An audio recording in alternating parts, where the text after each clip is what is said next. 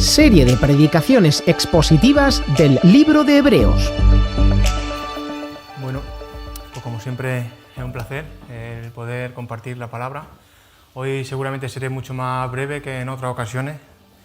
Y hoy me toca predicar sobre Hebreos, continuando del capítulo anterior, que fue en el capítulo 4, y terminamos ya el capítulo 4. Empezamos este capítulo 5 y nos vamos a centrar en los primeros 10 versículos, del 1 al 10, ¿vale? Y bueno, la predicación yo la he titulado, ya venía así titulada por defecto, es que Cristo es el sacerdote perfecto, ¿vale? Todos, por lo menos la gran mayoría, ya sabemos cómo funcionaba el sacerdocio judío, ¿no? O por lo menos, si no lo sabemos todos, sí que lo sabemos la gran mayoría. Pero bueno, como seguramente hay alguno que no sabe muy bien cómo funcionaba esto, muy brevemente voy a explicar cómo funcionaba, ¿no?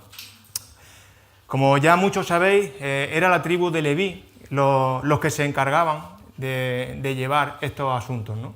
Desde que la ley fue dada a Moisés, ellos fueron los encargados del sacerdocio en el tabernáculo. Aún entonces no existía el templo y el tabernáculo aún estaba también por construir.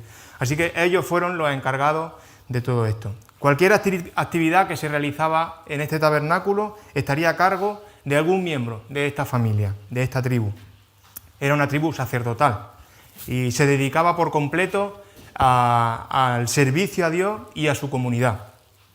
Pero de entre todos estos sacerdotes se elegía o se nombraba a un sumo sacerdote, y era el único que podía acceder al lugar santísimo. Algunos a lo mejor también podéis pensar, bueno, ¿y esto del lugar santísimo qué era? Bueno, pues también lo voy a explicar. Todos o muchos sabéis qué es lo que se hacía allí, qué misión tenía este lugar santísimo, pero bueno, para los que no lo saben, pues lo digo. Era el lugar más oculto de todo el templo, de todo el tabernáculo, y era el más sagrado de todos. Su forma era un cubo perfecto en el que no había ninguna ventana, y allí se encontraba el arca del pacto, y dentro del arca del pacto pues estaba la vara de Aarón, una porción del maná y las tablas de la ley, ¿vale? El sumo sacerdote no tenía acceso ilimitado a este lugar. O sea, entraba una vez al año, pero no era siempre que quería. Solamente lo hacía en el día de la expiación, en la fiesta del Yom Kippur, ¿vale? Ese día entraba, quemaba incienso, y es curioso que el incienso lo quemaba para que se llenara toda la habitación, al no tener ventanas, se llenaba toda la habitación de ese humo del incienso, y así le impedía ver la gloria de Dios en todo su esplendor, porque si el sacerdote veía la gloria de Dios en todo su esplendor, como todos sabéis, hubiera muerto. Pero para que esto no sucediera, quemaba incienso, ¿no? Algo curioso. También rociaba de sangre el arca, o el propiciatorio del arca, la parte de arriba del arca, y de esta manera expiaba los pecados no solamente los suyos, sino los de todo el pueblo, ¿no? No era algo para siempre, era algo temporal, porque estos sacrificios se tenían que hacer año tras año. Se tenía que volver a repetir en los mismos rituales, un año tras otro, en la misma fiesta. El lugar santísimo estaba separado del resto del templo y estaba separado por un enorme velo azul, y también tenía púrpura, tenía carmesí, y estaba hecho de lino torcido, y estaba bordado, y tenía bordado unos querubines de oro, para que os hagáis una idea. Mirad en Levítico 16:2, dice, podemos leer: el Señor le dijo a Moisés, advierte a tu hermano Aarón que no entre cuando quiera en el lugar santísimo que está detrás de la cortina interior. Si lo hace, morirá, pues allí está la tapa del arca, el lugar de la expiación, y yo mismo estoy presente en la nube que está sobre la tapa de la expiación. Dios mismo estaba allí presente. De ahí la importancia de aquel lugar y los rituales que eran necesarios para que el sumo sacerdote pudiera acceder allí. El primer sumo sacerdote que se conoce, ¿quién fue? Aarón, ¿verdad? Y no se autoeligió, no dijo, bueno, yo como soy el hermano de Moisés, pues me pongo aquí, ¿no? En algún puesto de privilegio. Tampoco fue Moisés el que enchufó a su hermano y dijo, bueno, como este es mi hermano, pues yo lo enchufo. No, no. Fue Dios mismo el que eligió a Aarón de entre todos los miembros de la tribu. Y no solamente a él, sino a toda su descendencia, para que se hiciera cargo del sumo sacerdocio. El pueblo hebreo necesitaba esta figura para acercarse a Dios. Y no solamente acercarse a Dios, sino ser perdonado por Dios, ser perdonado de sus pecados. Esto no solamente le sucedía a ellos, también nos sucede a nosotros. Necesitamos un sumo sacerdote para acercarnos a Dios y para ser perdonados por Dios. Algunos se estará preguntando también, bueno, ¿y quién es este sumo sacerdote que necesitamos nosotros? Porque no estamos en el antiguo Israel en el que existen estos sacerdotes. Bueno, el título de la predicación es claro, ¿no? Cristo es el sumo sacerdote perfecto que necesitamos. Ahora vamos a ver qué dice el texto acerca de este sumo sacerdote perfecto que es Cristo. Leemos primero los primeros 4 versículos de este texto donde veremos cuáles son las cualidades del sacerdocio. Así que, bueno, no vamos a leer el texto completo del 1 al 10, primero leemos los 4 primeros versículos y luego leeremos la segunda parte. Dice en el versículo 1, todo sumo sacerdote es un hombre escogido para representar a otras personas en su trato con Dios. Él presenta a Dios las ofrendas de esas personas y ofrece sacrificios por los pecados. Y puede tratar con paciencia a los ignorantes y descarriados, porque él también está sujeto a las mismas debilidades. Por esa razón debe ofrecer sacrificios tanto por sus propios pecados como por los del pueblo. Y nadie puede llegar a ser sumo sacerdote solo porque desee tener ese honor. Tiene que ser llamado por Dios para ese trabajo, como sucedió con Aarón. En estos primeros 4 versículos podemos ver las 3 características básicas de un sumo sacerdote. En primer lugar, tenía que ser hombre, nombrado por Dios. Tenía que ser hombre, nombrado por Dios. En segundo lugar, tenía que ser compasivo con los hombres. Y en tercer lugar, tenía que ofrecer sacrificio por ellos. Un sacerdote tiene que ser de la misma naturaleza que a las personas que pastoreará. No podía ser un ángel, por ejemplo, porque un ángel tiene una naturaleza diferente a nosotros. Y por lo tanto no está sujeto a la misma naturaleza humana. Dios usa hombres para ministrar a hombres. Solo un hombre puede entender de verdad a otro hombre porque está en la misma situación. Él tiene las mismas tentaciones. Un hombre tiene las mismas tentaciones que otro hombre. Tiene los mismos sufrimientos y por lo tanto está capacitado para servir con comprensión y misericordia a los demás. Hasta aquí cualquier judío de la época hubiera aceptado esta información, esta afirmación que se está diciendo aquí en esta carta. El problema reside en la encarnación. Ellos no aceptaban la encarnación de Dios en Jesús. No aceptaban el hecho de que Dios se hiciera hombre. Ahí es donde estaba su problema. Pero Jesús no podría haber sido sumo sacerdote, un sumo sacerdote perfecto y verdadero, sin hacerse hombre. Y aunque Dios pudiera sentir y pasar las cosas que pasamos los hombres de manera intelectual, le faltaría la comprensión experimental, le faltaría la práctica. Por eso era necesario la encarnación. Desde la caída y la expulsión de Adán y Eva del huerto del Edén, el hombre perdió ese acceso directo a la presencia de Dios. Posteriormente en el desierto ni siquiera podían tocar el monte Sinaí, porque allí fue donde se manifestó Dios a Moisés. Posteriormente también en el templo hemos visto que tampoco podían acceder a la presencia de Dios. Era el sumo sacerdote el que entraba a este lugar santísimo para acercarse a Dios. Y después de todo esto, ¿qué pasa? Que Dios decide acercarse a nosotros. No el hombre decide acercarse a Dios, Dios decide acercarse al hombre. ¿Y cómo lo hace? Enviando a su Hijo, Jesucristo. Entró en este mundo humano como uno más. Sintió todo lo que sentimos nosotros para así poder ser un sumo sacerdote perfecto, compasivo, fiel y misericordioso. Si Cristo pues, no decide hacerse hombre, no habría sido posible que fuera nuestro mediador. Nunca habría sido posible el sacrificio perfecto que hace posible el perdón de nuestros pecados y la salvación de nuestras almas perdidas. Nunca podríamos haber sido rescatados de la muerte. La encarnación de Jesús no fue una opción. Era necesario, era una necesidad absoluta para cumplir el objetivo divino de nuestra salvación. Era irremediable. Para poder visualizar esto, todos recordáis hace algún tiempo, hubo un rescate en una ciudad, en un pueblo malagueño, en Totalán, ¿os acordáis? El rescate en el pozo del niño este. Se removió aquello, la montaña, por completo, ¿no? Pudieron rescatar al niño, tristemente, pero no pudieron hacerlo desde la superficie. Hubo que bajar hasta allí. Hubo que romper la montaña por completo. Y el que lo rescató finalmente tuvo que enfangarse hasta el sitio exacto donde estaba para rescatarlo y para ayudarlo a subir.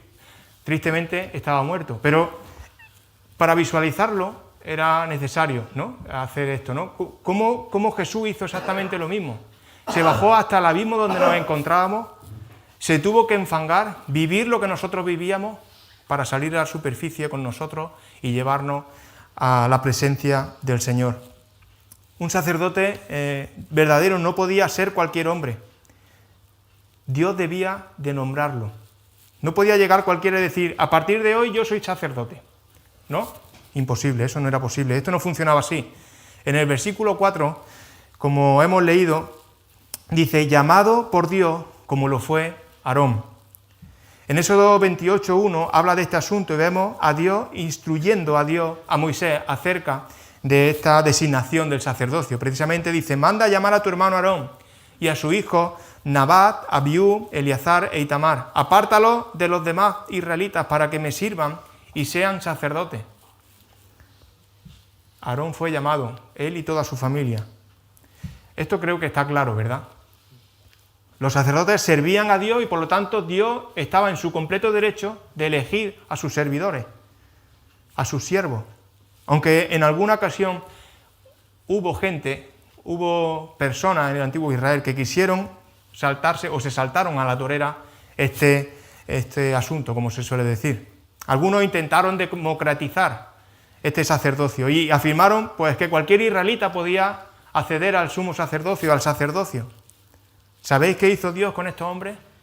Esta historia se encuentra en Número 16, luego si queréis la podéis leer en casa tranquilamente.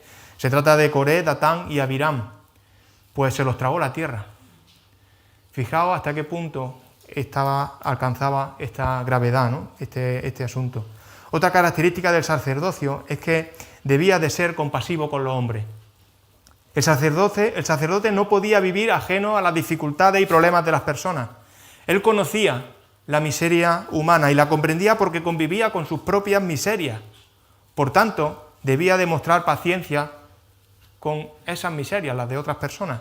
Y no solo eso, sino que debía de tratarlas con bondad y con moderación. Tenía que ser personas equilibradas. Estos sacerdotes tenían que ser personas totalmente equilibradas, capaces de torear situaciones de pecado en el pueblo, es decir, ser pacientes con quienes hacen el mal de forma inconsciente, pero sin permitir el pecado deliberado. No podían permitir el pecado, no se debía permitir el pecado deliberado. Aquellos con los que el sacerdote debía demostrar paciencia eran con los ignorantes y con los que estaban extraviados, con aquellos con los que pecaban pero por ignorancia, no a sabiendas. En Números 15:28, mirad lo que dice. El sacerdote hará expiación por la persona que haya pecado involuntariamente delante de Jehová. Lo reconciliará y le será perdonado. Los demás no tenían oportunidad. La compasión era para el que sin darse cuenta pecaba. Para los que deliberadamente pecaban, para eso la cosa estaba más complicada. El deber del sacerdote era ser compasivo y sensible con los sentimientos de su prójimo, con estos que sin darse cuenta caían. Además de ser equilibrados en el discernimiento, también debían de ser equilibrados a la hora de afrontar el problema. No podían tomarse el problema como algo personal, hasta el punto de hundirse en el pozo y sin las herramientas para poder salir hacia arriba. No podían bajar al pozo sin cuerda, de manera que al final supusieran otro problema más para otro, ¿no? Tampoco podían afrontar el problema de forma apática, porque si afrontaban ese problema, posiblemente es que no se dieran cuenta ni de que existía ese problema. Por lo tanto, tenían que ser equilibrados, ni a un extremo ni al otro. Debían de ser equilibrados para que en realidad pudieran servir de ayuda. Así que tenían que tener ciertas características principales o básicas, ¿no? Capaz de identificarse completamente con la persona en problema sin perder la perspectiva y el juicio. El sumo sacerdote experimentaba los extremos de las emociones. Los experimentaba, pero bueno, era un hombre, pero no debía de ser más fuerte. Esa experiencia no debía de ser más fuerte que sus emociones, ¿no? Porque de esta manera estaría equivocándose, ¿no? Él, si se inmiscuía demasiado, hasta el punto de no tener las herramientas para salir de allí, acabaría siendo una víctima y convirtiéndose en un problema. Cristo no necesitaba aprender información acerca de nosotros cuando vino al mundo. Él ya nos conocía perfectamente cómo éramos nosotros, ¿no? Él ya lo sabía todo, pero Él eligió participar de los sentimientos de los hombres para poder ser compasivos con nosotros. El verdadero sumo sacerdote participó, Cristo participó completamente en la situación humana. Necesitaba vivir entre los hombres, como un hombre, sentir las cosas que un hombre sentía, con su alto y con sus bajos, para así poder comprender y mostrarse paciente con nosotros. La última característica del sacerdote, ¿cuál era? La del sacrificio, hacer sacrificios por los hombres. Ofrecía ofrenda y sacrificio. La ofrenda representaba esta dedicación de una persona y sus posesiones también, en agradecimiento completo a este Dios que había hecho tanto por ellos. Y los sacrificios, eran el pago por la deuda que tenían del pecado, tanto la deuda que tenía ese sumo sacerdote que hacía la ofrenda, como la de todo el pueblo. Pero estos sacrificios perdonaban de forma temporal. Por tanto, se tenían que repetir año tras año.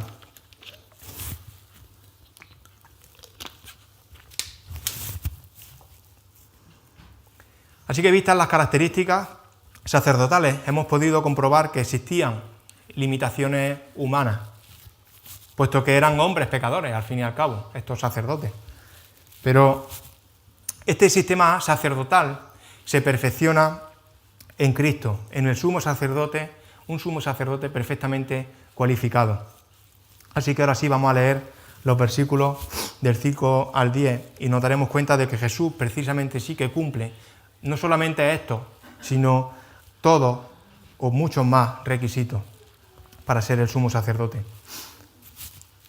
Leemos en el versículo 5 y dice: por eso Cristo no se honró a sí mismo haciéndose sumo sacerdote, sino que fue elegido por Dios, quien le dijo: tú eres mi hijo, hoy he llegado a ser tu padre. Y en otro pasaje Dios le dijo: tú eres sacerdote para siempre, según el orden de Melquisedec. Mientras estuvo aquí en la tierra, Jesús ofreció oraciones y súplicas con gran clamor y lágrimas al que podía rescatarlo de la muerte. Y Dios oyó sus oraciones por la gran reverencia que Jesús tenía.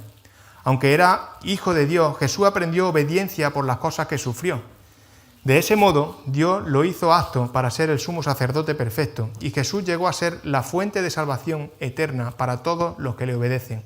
Y Dios los designó sumo sacerdote según el orden de Melquisedec. En primer lugar, nos encontramos con el llamado de Dios. Dios, Padre, llamó o escogió, envió y honró a Jesús, Hijo. Una vez más, el escritor usa citas del Antiguo Testamento para respaldar esta afirmación. La primera cita es la que se encuentra en el Salmo 2:7, que es cuando dice: tú eres mi hijo, hoy he llegado a ser tu padre. Y la segunda cita se encuentra en el Salmo 110, que es cuando dice: tú eres sacerdote para siempre, según el orden de Melquisedec. Los lectores judíos sabían identificar perfectamente estos dos pasajes y sabían perfectamente que hacían referencia al Mesías.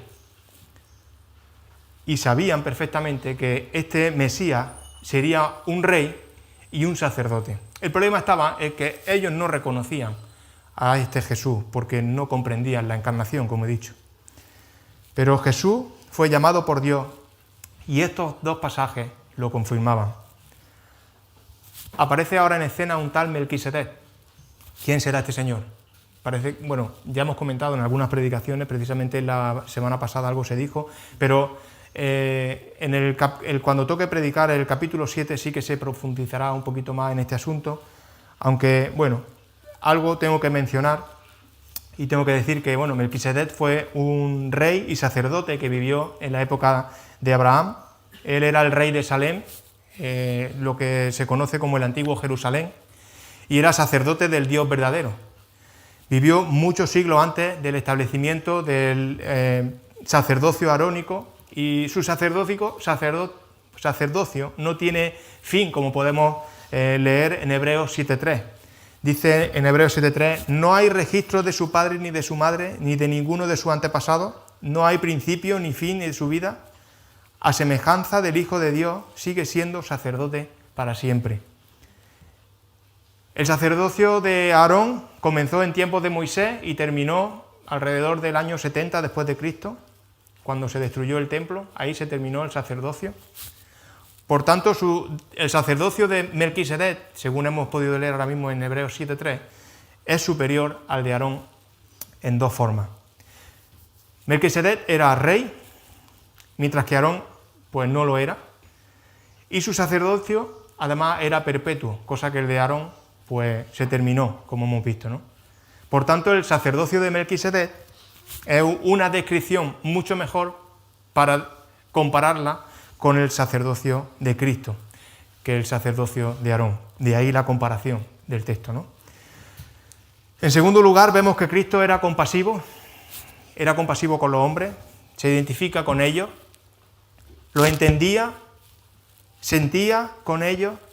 Los días de su carne fueron un paréntesis en su eternidad. Él vivía antes de su encarnación y vive ahora todavía, por supuesto. Así que esta encarnación fue un paréntesis, pero un paréntesis necesario. Mirad, en la noche anterior a la cruz, la noche anterior justo en el huerto de Getsemaní, ¿recordáis qué pasó allí? Jesús estuvo orando, agonizó tan intensamente que sudó gotas de sangre. Fijaos hasta qué punto experimentó el sufrimiento humano. Él tenía el corazón roto, lo tenía completamente roto, de pensar en que tenía que cargar con nuestros pecados, en el pecado de toda la humanidad, de toda la historia, de todas las personas.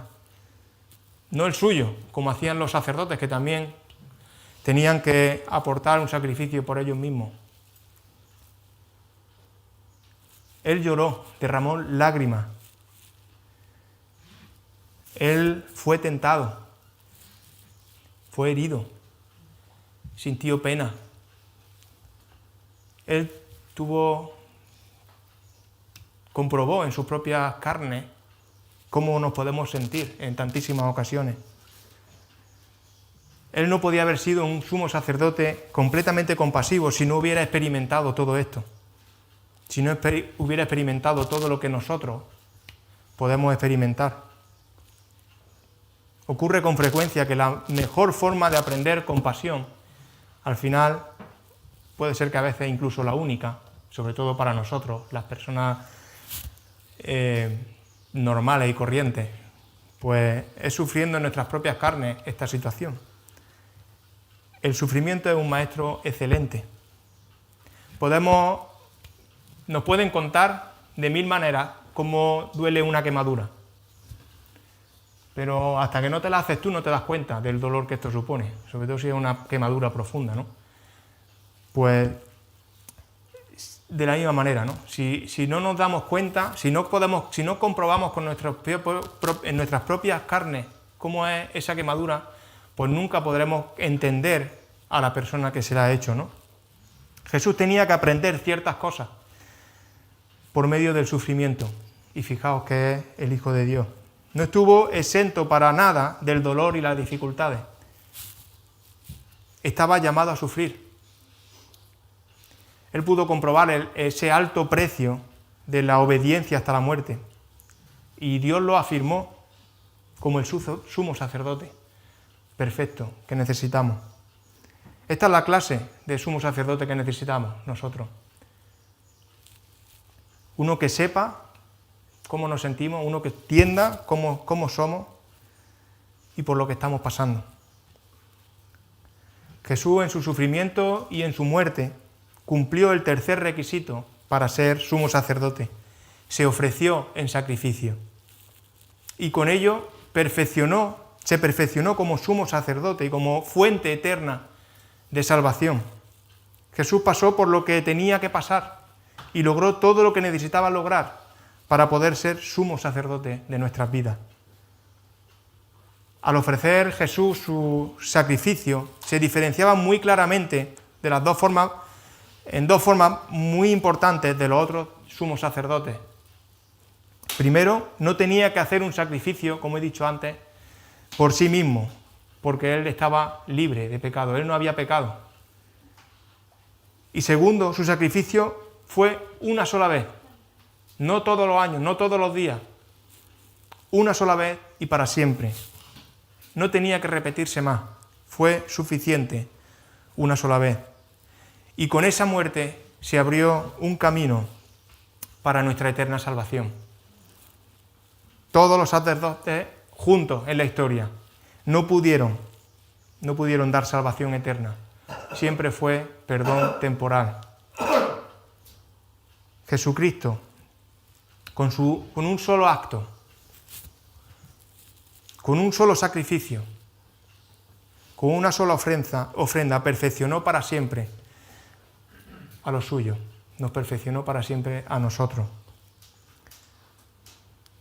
El sumo sacerdote perfecto hace perfecto a quienes aceptan este sacrificio, a los que le obedecen, como dice el texto. Aunque la obediencia que aquí habla, de la obediencia que habla el texto, no es una obediencia a la ley. Obviamente no está diciendo que haya que cumplir la ley, no está relacionada con los mandamientos, aunque eso viene dado por la fe, precisamente. Aquí la obediencia se refiere a la fe de Romanos 1. Dios quiere que le obedezcamos con creer en Cristo Jesús. La verdadera obediencia es creer verdaderamente lo que Jesús dijo. Esta es la obra de Dios, dice Juan 6:9, que creáis en el que Él ha enviado. ¿Creen en Jesús? Yo sé que muchos aquí afirman con la cabeza, claro que creo en Jesús. Bueno, pues esta es la verdadera obediencia de la que habla el texto. Esta es la verdadera obediencia que se requiere para poder ser pastoreados por este sumo sacerdote. Y esto nos limpia. Si no crees, hoy es un buen día para dar ese paso. Hoy es un buen día para depositar tu confianza en Jesús, para creer que Él puede rescatarte de ese pozo, en el pozo en el que te encuentras, donde quizás no encuentras salida, donde quizás estás atrapado y no puedes ni siquiera moverte. Pero Jesús está dispuesto a descender al pozo con las herramientas necesarias para llevarte a la presencia del Señor. Entrega tu vida al único que puede de verdad comprender tu sufrimiento. Entrega tu vida al único que puede rescatarte de ese pozo. Porque solamente Jesús es suficiente. No necesita nada más, no necesita buenas obras, buenas acciones, no necesita nada de eso. Eso viene después. Solamente Jesús es suficiente. Como dice la canción, Jesucristo basta. Jesucristo basta. Amén. Señor, gracias. Nos faltan palabras para agradecerte lo mucho que tú haces por nuestras vidas. Sin merecer nada, sin haber hecho nada bueno, tú decidiste bajar a las profundidades donde nos encontrábamos, decidiste rescatarnos de ese pozo, a pesar de lo aferrados en muchas ocasiones que estábamos a esa vida, Señor. Tú nos hiciste ver que arriba se estaba mucho mejor, que junto al Padre íbamos a estar mucho más tranquilos. No estamos exentos hoy en día de dificultades, pero a tu lado, Señor,